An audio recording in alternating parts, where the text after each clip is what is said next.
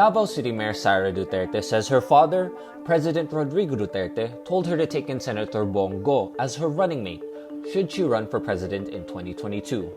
In a statement Wednesday, August 25, Sara says she received 2 letters from the president, one explaining why she should endorse the Go Duterte tandem and the other suggesting that she should take Go as her vice president.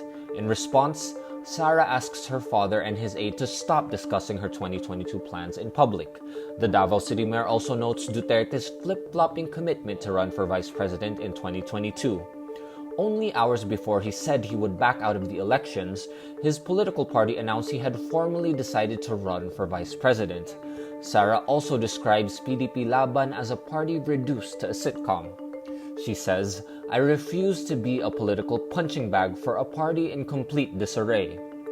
During his meeting with Pandemic Task Force officials Tuesday, August 24, Duterte supposedly said he and Go would not run for vice president and president, respectively, if his daughter joins the 2022 presidential race. But his remarks have been edited from his Talk to the People footage aired on PTV as confirmed by his spokesman, Harry Roque. Sara, who currently tops surveys of preferred possible presidential candidates, has yet to announce her plans for 2022. Meantime, in the same meeting, Duterte continues to defend embattled Health Secretary Francisco Duque III. Maski kaming dalawa na lang ni Duque and the rest of the Philippines, I will stand by him. Pag nasira ako, di nasira. But I will never abandon a person just like that. But the president says if Duque will resign voluntarily, he will accept it, but he will not push Duque out himself. The Philippines Food and Drug Administration is now studying whether or not to approve the emergency use of Moderna's COVID-19 vaccines for adolescents. FDA Director General Eric Domingo on Tuesday, August 24, says Moderna submitted an application last August 19 to amend its emergency use authorization to cover persons 12 years old and above. If approved, Moderna will be the second COVID-19 vaccine approved by the Philippines FDA for use among persons younger than 18. In early June, the FDA approved the Pfizer-BioNTech vaccine for 12 to 15-year-olds. Meantime, MMDA Chairperson Benhur Abalos says it's possible the AstraZeneca vaccines procured by Metro Manila cities expected to arrive soon will be used as booster shots. The booster shots will be for vulnerable groups like medical frontliners and the elderly. But Abalos says this will still be contingent on a recommendation by the government's vaccine expert panel. Need more context, clarity, and perspective? Get the full picture with Rappler Plus. With exclusive content and events, you'll get an opportunity to discuss issues with reporters, experts, and featured guests while helping Rappler continue its fearless journalism. Join now. Manila Mayor Isko Moreno has been discharged from Santa Ana Hospital Wednesday, August 25, more than a week after he was admitted to the facility due to COVID-19.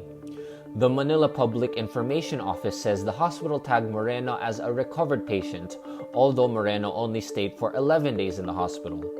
It says Moreno will still self-isolate for the next 3 days. Meantime, Vice President Leni Robredo is under self-quarantine after one of her very close contacts tested positive for COVID-19.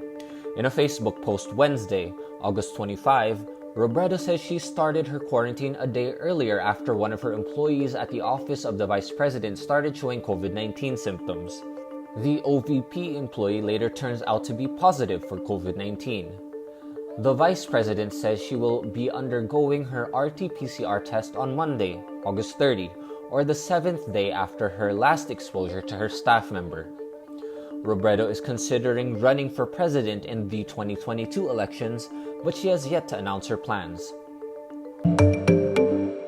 U.S. President Joe Biden says the United States is on track to finish evacuations from Afghanistan by August 31, but says it's possible for the deadline to be extended. Biden adds reaching that goal is dependent on continued cooperation from the country's new Taliban rulers. The Taliban earlier said all foreign evacuations from the country must be completed by August 31. Biden says U.S. forces had now helped evacuate over 70,000 people since August 14. Biden's administration has been under fire for its handling of the pullout of military troops from Afghanistan. Rapper Megan Thee Stallion gets the go signal to release an upcoming collaboration with South Korean superstars BTS after a court ruled in her favor. Megan is finally pushing through with a remix of BTS's Butter after her record label 1501 Certified Entertainment barred her from doing so. Entertainment news portal Variety reports Megan filed a petition on August 24, arguing that blocking the song's release would cause irreparable damage to her career.